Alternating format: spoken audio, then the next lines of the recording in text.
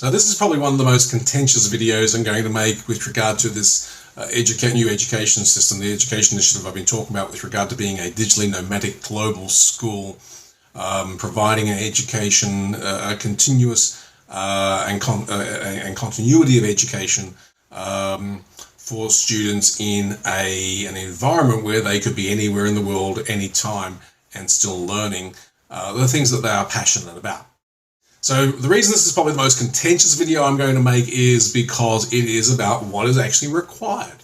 What are the absolute must-have fundamental requirements of an education system, of learning?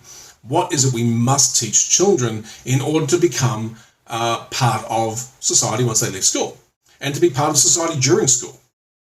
And when I was growing up and I was in school, we talked about the 3 R's. Of course, it was a total joke in terms of the spelling, because it was reading, writing, and arithmetic. So it was called the 3 R's for whatever reason. I think it was a tongue-in-cheek thing. And even to today, people still talk about, you must have reading, you must have writing, you must have arithmetic. Now, I'm not going to weigh in right now whether that is true or not for my way of seeing things. Right now, this is just purely philosophical. Let's think about what is really required. Remove emotion and all sense of meaning from all of this, and let's just look at it as in terms of what is.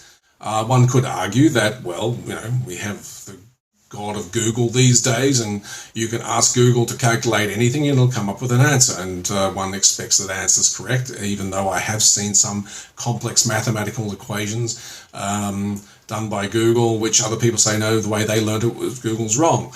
It's basically with the use of parentheses and multiplication, addition, subtraction, etc., all in the one equation. So, then we can dictate to Google, to Siri, to whoever Microsoft has. I don't even know. I don't use Microsoft products, sorry.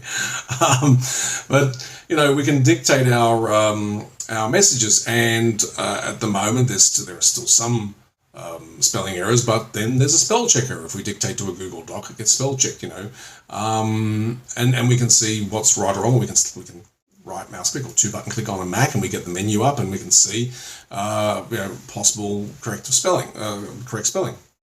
So we could correct that way. Reading, well, there is obviously text to voice, and the text to voice technology is getting so much better. We're actually getting natural sounding voices as opposed to these robotic sounding voices that read text off the screen. So, we don't need to have that. It's going to be more conversational. So purely from what is really required in terms of reading, writing, arithmetic, all of those bases are pretty much covered. But of course, who programs the program? That begs the question. Someone needs to know how the language is spoken, how it's written, how it's read, how mathematics is done at every level in order to program the program. Or do they? Because AI, artificial intelligence, is already creating better AI in some cases than humans create AI. So do we not think that AI could possibly handle reading, writing, and arithmetic better than humans could? And one of the founding people in AI, I can't remember their name, anyway, they said that singularity is about 30 years away. So that will put us around 2050, which is the focus for this education initiative. How will people work in 2050? What will be the way of being of humans in the world, in the work and private environment by 2050? So singularity happens around 2050. That is when AI and humans basically merge to some larger degree. Then what are really the requirements of an education system by that time? And is reading really relevant anymore? Is writing relevant anymore? Is being able to add up really relevant anymore? And I guess, for those amongst us who have that inner beast inside, like I do sometimes, where I think, I just want to rebel and I'm going to go and go off grid and just go camping, get myself a tent, go off into the bush where AI and technology can't reach me.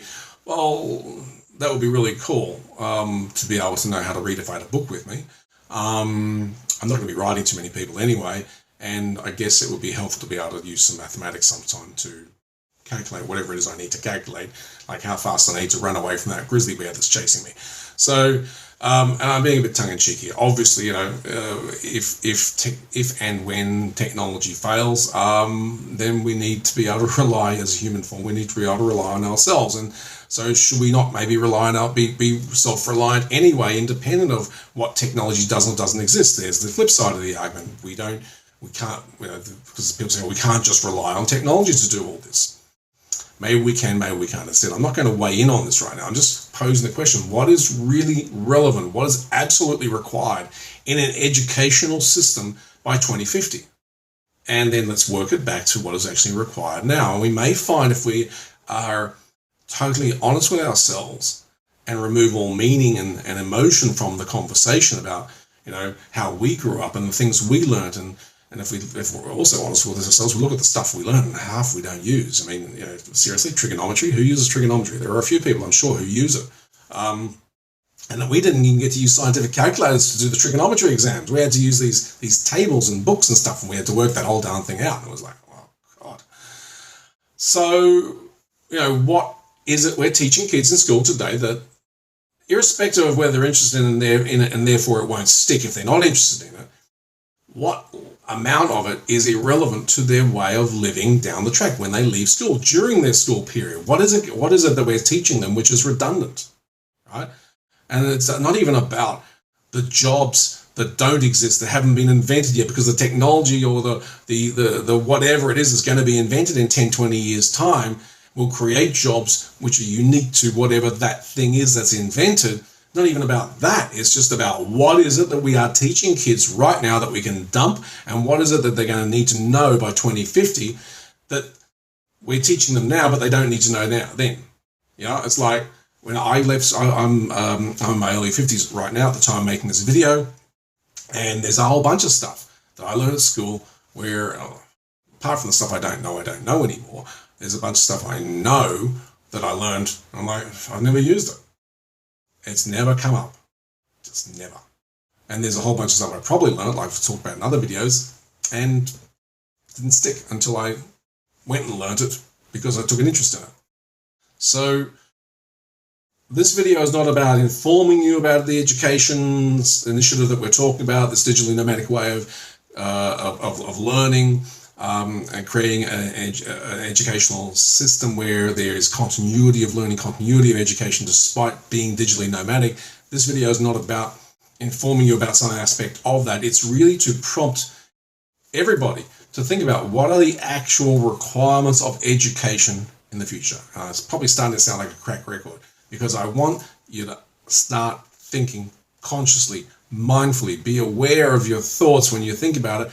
Don't just revert back to programming of how you were brought up, how your schooling went, or how you are being told right now by the current system how education should be.